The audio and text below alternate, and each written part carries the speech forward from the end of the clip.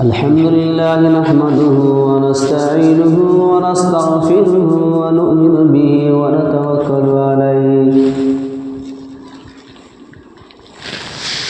ونعوذ بالله من شرور أنفسنا ومن سيئات أعمالنا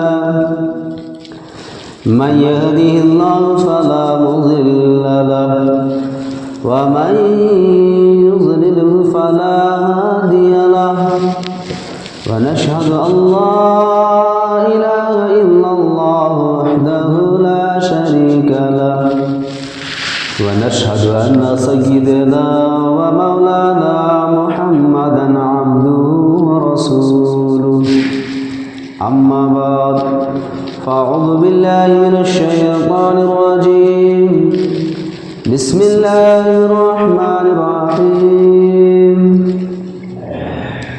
واصبر نفسك مع الذين يدعون بالغداة والعشي إلى آخر آية. قال الله تبارك وتعالى في موضع آخر عبس وتولى أن جاءه الأعمى وما يدريك لعله يزكى أو يذكر فتنفعه الذكرى أما من استغنى فأنت له تصدى. صدق الله العظيم. قال النبي صلى الله عليه وسلم ألا أخبركم بأهل الجنة كل ضعيف مضاعف لو أقسم على الله لأبره إلى آخر آية أو كما قال عليه الصلاة والسلام. حضرات محترم، اللہ رب العالمین کا بھی انتہا فضل و کرم ہوا کہ اللہ تبارک و تعالی نے ہمیں اور آپ کو نماز جمعہ کے لیے پہل سے پہل حاضر ہونے کی توفیق دی. میرے عزیز دوستو،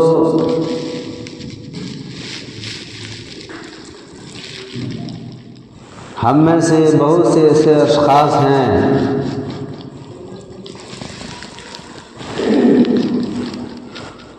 جن کو اللہ رب العالمین کی جانب سے پہل حاضر ہونے کی توفیق نہیں ہوئی. کوشش کی لیکن وہ نہیں پہنچ پائے. ہم اور آپ نے کوشش کی، اللہ نے ہماری کوششوں کو قبول کیا کہ ہم پہلے پہنچ گئے. میرے عزیز دوستو، آج ہمارے معاشرے اور سماج میں جن چیزوں کی طرف، جن باتوں کی طرف توجہ نہیں دی جاتی ہے اکثر و بیشتر، ان کی متعلق میں چند باتیں آپ حضرات کے سامنے روشن گزار کروں گا. اس میں سے یہ ہے کہ غریبوں کی تحقیر نہ سمجھیے.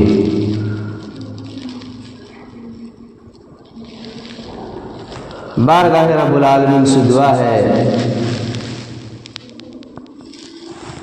کہ مجھے صحیح کہنے کی اور ہم اور آپ کو اس پر عمل کرنے کی توفیق عطا فرمائے. میرے عزیزوں، جیسا کہ میں نے بتلایا کہ یہ رجب المرجب کا مہینہ ہے، عظمت والا مہینہ ہے.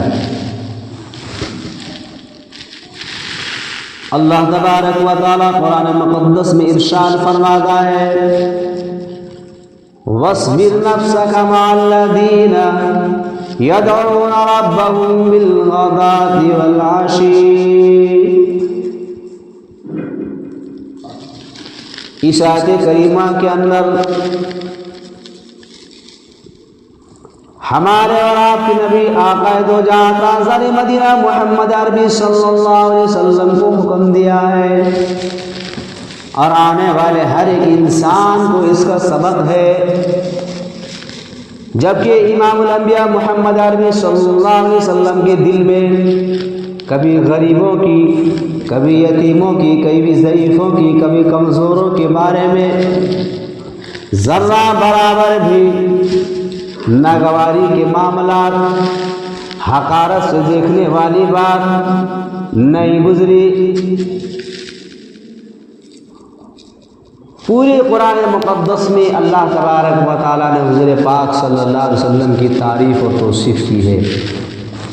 2-3 مقامات جگہ ایسے ہیں جہاں پر اللہ تبارک و تعالیٰ نے حضور پاک صلی اللہ علیہ وسلم کو بہت ہی اچھے انداز میں کسی بات کے بارے میں اللہ نے یہ حکم دیا کہ یہ بات مجھے ناپسند ہے۔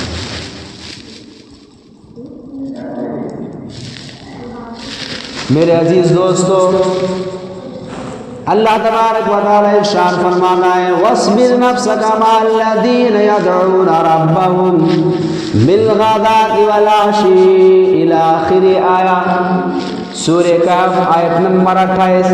اللہ تبارک و تعالیٰ اپنے پیارے حبیب سرکار دو عالم صلی اللہ علیہ وسلم کو اس بات کا حکم دے رہے ہیں، اے میرے محبوب، آپ کمزوروں کے ساتھ، ضعیفوں کے ساتھ، غریبوں کے ساتھ، پھٹے پرانے کپڑے ملبوس پہنے ہوئے لوگوں کے ساتھ رو کے رکھیں۔ آپ ان عمرہ لوگوں کے پیچھے نہ جائیں، آپ ان کی فکر میں نہ پڑیں۔ بات کیا ہوئی تھی میرے دوستو؟ ایک صحابی جس کا نام حضرت عبداللہ ابن ام مکتوم رضی اللہ تعالی عنہ ہے، نابینا صحابی ہے۔ آپ صلی اللہ علیہ وسلم کی نظر میں اس کا مقام اور مرتبہ اتنا ہے کہ 12 غزوات میں آپ تشریف لے گئے اور نماز پڑھانے کے لیے حضرت عبداللہ ابن ام مکتوم رضی اللہ تعالیٰ عنہ کو حکم دیا، اپنی جگہ پر چھوڑ گئے۔ اس سے آپ اندازہ لگا سکتے ہیں کہ اس نابینا صحابی جس کا نام حضرت عبداللہ ابن ام مکتوم رضی اللہ تعالیٰ عنہ ہے، اس کا مقام اور مرتبہ حضور پاک صلی اللہ علیہ وسلم کے سامنے کتنا نزدیک، کتنا زیادہ ہے۔ ایک دن کا واقعہ، اللہ کے پیارے حبیب سرکار دو عالم صلی اللہ علیہ وسلم مشرکین مکہ کے سردار لوگوں کے سامنے بیٹھے ہوئے تھے، ان لوگوں کو دین کی باتیں سکھا رہے تھے، دین اسلام کی دعوت دے رہے تھے، کلمہ پڑھنے کی تلقین کر رہے تھے، یہ باتیں چل رہی تھی۔ اتنے میں وہ نابینا صحابی جس کا نام حضرت عبداللہ ابن ام مکتوم رضی اللہ تعالیٰ عنہ ہے، وہ تشریف لائے اور انہوں نے کہا یا رسول اللہ صلی اللہ علیہ وسلم، مجھے فلاں چیز کے بارے میں معلوم کرنا ہے۔ ایک بار کہا، کسی نے کہا کہ آپ صلی اللہ علیہ وسلم سے کہا مجھے یہ سورت سکھا دیجیے۔ آپ صلی اللہ علیہ وسلم جو بڑے لوگ تھے، عمرہ لوگ تھے، سرداران مکہ کے جو سردار لوگ تھے، ان کو دین کی بات سکھا رہے تھے، بیچ میں وہ آئے، آپ صلی اللہ علیہ وسلم نے اس کے بات کا جواب نہیں دیا۔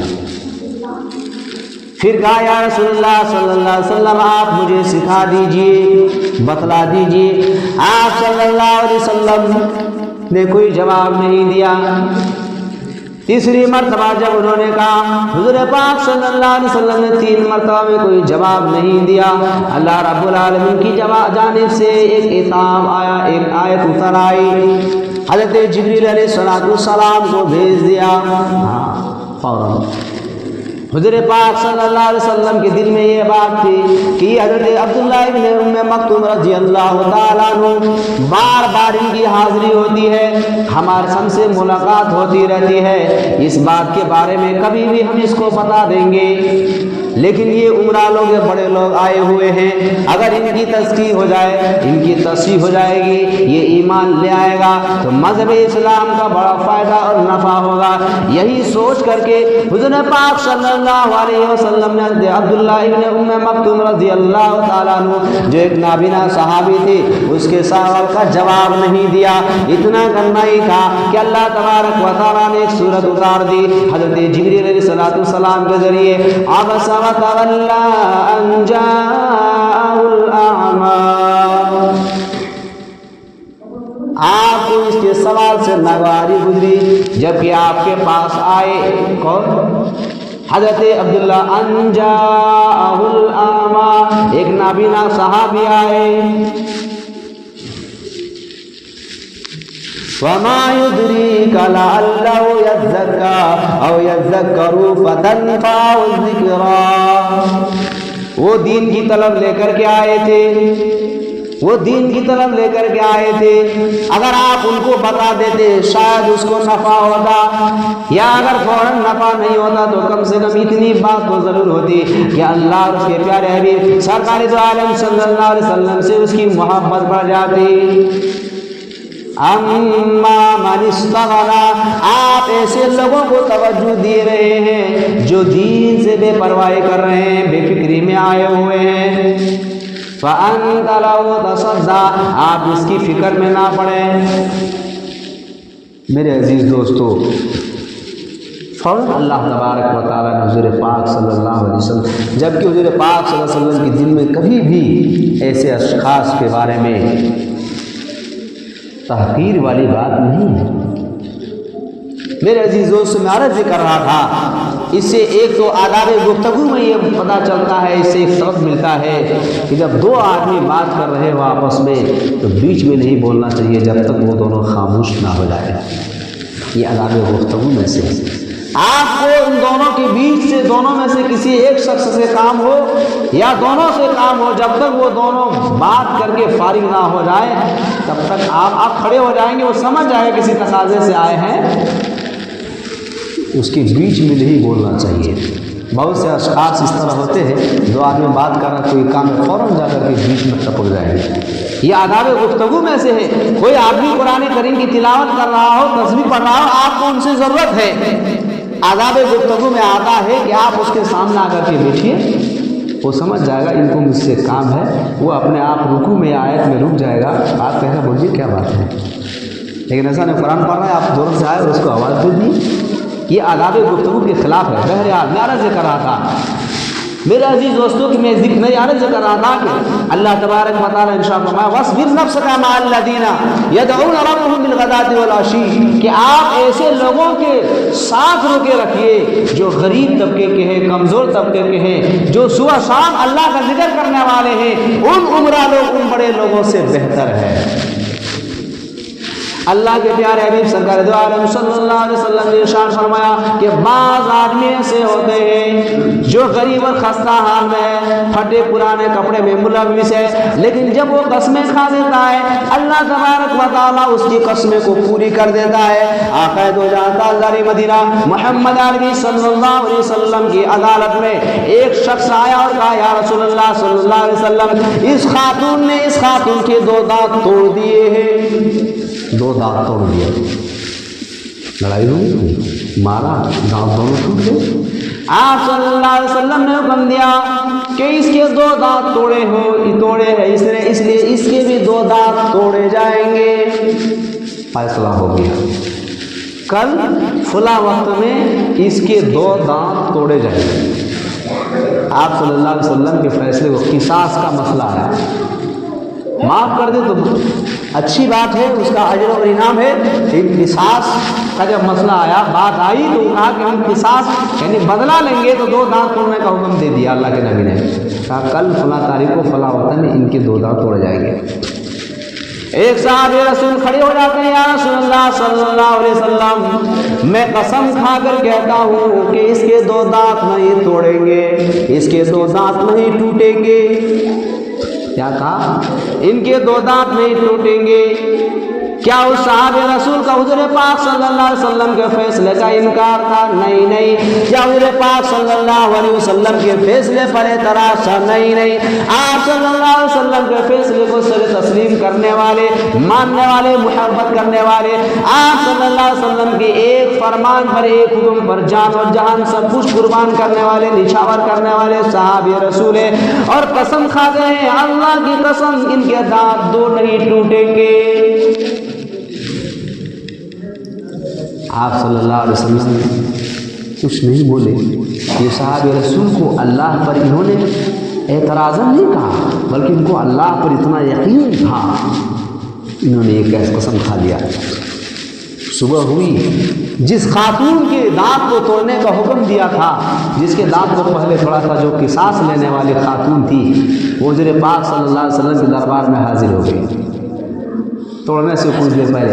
یا رسول اللہ صلی اللہ علیہ وسلم، میں ان کو معاف کیا، میں اس کے دانت کو نہیں توڑنے والے ہوں۔ اللہ نے دل کو فوراً بدل دیا۔ اللہ کے حبیب سرکار دو عالم صلی اللہ علیہ وسلم ارشاد فرماتے ہیں، روایت کرنے والے بخاری شریف کی حدیث ہے، حدیث نمبر 6071،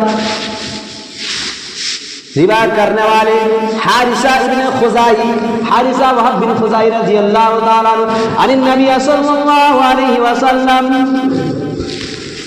الا اخبرکم بأهل الجنة، ألا أخبركم بأهل الجنة بأن الجنة بأهل الجنة كل ضعيف ومضاعف، كل ضعيف متضاعف لو أقسم على الله، لو أقسم على الله لأبره۔ اللہ کے حبیب سرکار دو عالم صلی اللہ علیہ وسلم ارشاد فرماتے ہیں کہ کیا میں تمہیں نہ بتلاؤں ایسے شخص کے بارے میں جو اہل جنت میں سے ہے، اور ان میں سے ہر وہ ضعیف طبقہ کا لوگ، کمزور، تین طرح کے ہیں۔ ایک صحت کے اعتبار سے کمزور ہے، دوسرے میں مال کے اعتبار سے کمزور ہیں، تیسرے میں رتبے کے اعتبار سے کمزور ہے، نیچے طبقے والے کو۔ ہر ایک انسان کا ایک دوسرے انسان کا مقام مرتبے میں کوئی نہ کوئی آدمی تگڑا تندرست ہے، کوئی ضعیف ہے، کوئی مال کے اعتبار سے مضبوط ہے تو وہ کمزور ہے، مالی حالت خستہ حالت میں ہے، کوئی آدمی رتبے کے اعتبار سے بڑے ہیں، بھلے ہی مال مقام نہ ہو، رتبہ بڑا ہے، مال بھلے ہی نہ ہو۔ بہرحال اللہ حبیب سرکار دو عالم صلی اللہ علیہ وسلم نے ارشاد فرمایا، ضعیف طبقے میں سے، تو ضعیفوں میں تین طرح کے آ گیا، مال کے اعتبار سے ہو، یا صحت کے اعتبار سے ہو، یا رتبے کے اعتبار سے کمزور ہو۔ اللہ کے حبیب نے ارشاد فرمایا، لو اقسم علی اللہ، لو اقسم علی اللہ لأبره، کہ اگر وہ ان میں سے کوئی قسمیں کھا لیتا ہے تو اللہ تبارک و تعالیٰ اس کی قسموں کو پوری کر دیتا ہے۔ قسمیں کھائے اللہ نے پوری کر دی۔ میرے دوستو، آج معاشرے میں ایسا ہوتا ہے کہ اگر کوئی انسان کسی سے کمزور ہو تو اس کی کوئی اہمیت نہیں دیتا۔ اللہ کے پیارے حبیب سرکار دو عالم صلی اللہ علیہ وسلم ارشاد فرماتے ہیں کہ ایک انسان زندگی بھر نیکی کرتا ہے، اس کی نامہ اعمال میں کوئی برائی نہیں ہے، صرف نیکی ہے، لیکن اگر کسی دوسرے انسان کو حقارت کی نظر سے دیکھتا ہے، ذلت و رسوائی کی نظر سے دیکھتا ہے، اللہ کے بھی فرماتے ہیں اس کو جہنم میں جانے کے لیے وہی اعمال کافی ہے، وہی عمل کافی ہے۔ کسی بھی اعتبار سے انسان چاہے کتنا ہی گناہگار ہو، فاسق فجار کیوں نہ ہو، کتنا ہی کمزور حالت میں کیوں نہ ہو، کسی بھی حالت میں ہو میرے دوستو، اس کی عزت و اکرام کرنا ایک مسلمان کا دوسرے مسلمان پر واجب ہے، لازم ہے۔ ایک مسلمان کا دوسرے مسلمان پر جہاں پر اللہ کے نبی نے 100 حقوق فرمائے ہیں، 100 حقوق بتلائے ہیں۔ آئیے حضرت ابراہیم بن ادم رحمۃ اللہ علیہ کتنے بڑے بادشاہ، ملک کے سلطنت کے بادشاہ بنے ہوئے ہیں، بادشاہ بنے ہوئے ہیں، بادشاہیت کو چھوڑ دی اور فقیرانہ زندگی اختیار کرنے لگا، سمندر کے کنارے گدری کو سی رہے ہیں۔ बिस्तरा बनाते हैं, कपड़ा चित्तर फटा चित्तर कपड़े को जोड़ करके जो बिस्तर बनाते हैं हम लोग। हज़रत इब्राहिम बिन अदम रहमतुल्लाह अलैह उस गुदरी को सी रहे हैं। एक वजीर का सामने से गुजर हुआ, वजीर के दिल में ये बात आई, है बादशाहत आपकी बादशाहत। ये हज़रत इब्राहिम बिन अदम रहमतुल्लाह अलैह एक बादशाह है, वक्त के बादशाह है। बादशाहत को छोड़ करके, सल्तनत को छोड़ करके जब कि इसकी जरूरत है, ये मुल्क के अंदर अमन और अमान कायम करेंगे, बादशाह बने उसको छोड़ करके आप फकीराना जिंदगी इख्तियार कर रहे हैं। हज़रत इब्राहिम बिन अदम रहमतुल्लाह अलैह को कष्फ हो गया। बाद अल्लाह वाले ऐसे होते हैं कि आप उसके सामने अगर बैठे हुए हैं, उसको कष्फ कहते हैं, तो आपके दिल में क्या ख्यालात आ रहा है वो फ़ौरन आपको बतला देंगे। हमारे उस्ताद शेख यूनुस रहमतुल्लाह अलैह, अल्लाह उसको जन्नत में जगह अता फरमाए, जब बुखारी की इबारत बच्चों से पढ़वाते थे तो कोई बच्चे बहुत खूबसूरत अंदाज में पढ़ते थे, तो हजरत माइक में बोलने शुरू कर देते थे, क्या तुम ये समझते हो, तुम ये समझ रहे हो, तुम्हारे दिल में अभी फ़ौरन ख्याल आया कि मैं अच्छा पढ़ता हूँ इसीलिए मुझसे बार बार पढ़वा रहा है, हटो वहाँ से। दूसरा बच्चा को पढ़ने के लिए साहिब कष्फ। तो बाज़ अल्लाह वाले ऐसे होते हैं उनको कष्फ हो जाता है, कष्फ हो गया, उनको बुलाया गया। आपने बात, आपके दिल में जो बात आई वो आपके समझ के मुताबिक आई है, आ जाओ मेरे सामने। हज़रत इब्राहिम बिन अदम रहमतुल्लाह अलैह ने जिस सुई के जरिए से गुलरी को सी रहे थे, उस सुई को समुंदर में फेंक दिया, समुंदर में फेंक दिया और कहा परवरदिगार आलम, ये सुई मैंने समुंदर में डाल दी, मुझे इसके बदले में सुई चाहिए, मेरी सुई चाहिए। इतना कहना ही था, हजारों मछलियां अपने मुंह में सोने की सुई लेकर के हाजिर हो गया, समुद्र के किनारे लग गए। हजरत इब्राहिम बिन अदम रहमतुल्लाह अलैह जब इसको देखते हैं, इस मंजर को, उस वजीर को भी दिखाते हैं, देखो, कहते हैं परवरदिगार आलम, ये मुझे सोने की सुई नहीं चाहिए, बल्कि मुझे वही सुई चाहिए जो मेरी सुई थी। एक मछली ऊपर से समंदर से फिर निकल के आती है और वो हज़रत इब्राहिम बिन अदम रहमतुल्लाह अलैह को सुई मुंह में लेकर के आती है। इब्राहिम बिन अदम रहमतुल्लाह अलैह कहते हैं, लीजिए, ये बादशाहियत अच्छी है या वो बादशाहियत अच्छी है जिसको हम छोड़ करके आए हैं। वजीर फौरन वहाँ से चल दिए। मेरे अजीज दोस्तों, भले ही कोई इंसान कमज़ोर है, भले ही कोई इंसान ज़ईफ़ है, भले ही कोई इंसान माजूर है, ऐसे अशख़ास का मकाम और मर्तबा अल्लाह के नज़दीक बहुत ज़्यादा है। अल्लाह के हबीब सरकार दो आलम सल्लल्लाहु अलैहि वसल्लम उसी हदीस के अगला टुकड़ा है, अला उख़बिरुकुम बि अहलिन नार, मैं बताऊँ, खबर कर दूँ कि अहले नार, जहन्नम के हकदार अहल कौन है। कुल्लु उतलिन हव्वाज़िन मुस्तकबिरिन, उतलिन के माने आते हैं सख्त मिजाज, जब बात करें लठ मारे, सख्त मिजाज, अकू मिजाज, इसको खुरुस कहते हैं, खुरुस मिजाज, खट्टे बात करने वाले, तुरखुरी अंदाज में बात करने वाले, कड़वे अंदाज में बात करने वाले। हव्वाज़िन के माने आते हैं नकचहा, नकचहा, जैसे ना ऐसा लगता है कि जब भी बात करेगा बिल्कुल काट खाएगा, गुरूर के साथ ऐसे अंदाज में बात करेगा, लगेगा कि पता नहीं। अल्लाह के भी फरमाते हैं मुस्तकबिरीन, तकब्बुर करने वाले। अल्लाह के प्यारे हबीब सरकार दो आलम सल्लल्लाहु अलैहि वसल्लम ने इरशाद फरमाया, अला उख़बिरुकुम बि अहलिन नार कुल्लु उतलिन हव्वाज़िन मुस्तकबिरीन। बुखारी शरीफ की हदीस, हदीस नंबर 6071, ये हदीस मौजूद है सही बुखारी में, कोई भी खोल करके देख सकता है। अल्लाह ने फरमाया, ऐसे इंसान जो इस मिजाज के अंदाज में रहने वाला हो, एक कमज़ोर लोगों से बात करने को मन नहीं करता हो, एक दूसरे कमज़ोर लोगों को ज़ईफ़ुल उम्र के एतबार से हो या किसी भी एतबार से उससे बात करना गवारा ना करता हो, ऐसे लोग अहले जहन्नम में से। उसके अलामात बता रहे। बहरहाल मेरे दोस्तों, मैं अर्ज़ कर रहा था कि किसी को हक़ारत की नज़र से ना देखें, चाहे वो صحت کے اعتبار سے کمزور ہو، چاہے وہ مالی حالات سے کمزور ہو، چاہے وہ رتبے کے اعتبار سے کمزور ہو، آپ کو اللہ نے نوازا ہے، آپ ان سے اچھے انداز میں بات کیجیے۔ اور ضعیفوں جو کمزور ہیں ان کو بھی چاہیے، ہر ایک مسلمان کو چاہیے کہ ایک دوسرے سے اچھے انداز میں بات کرے۔ اللہ سے دعا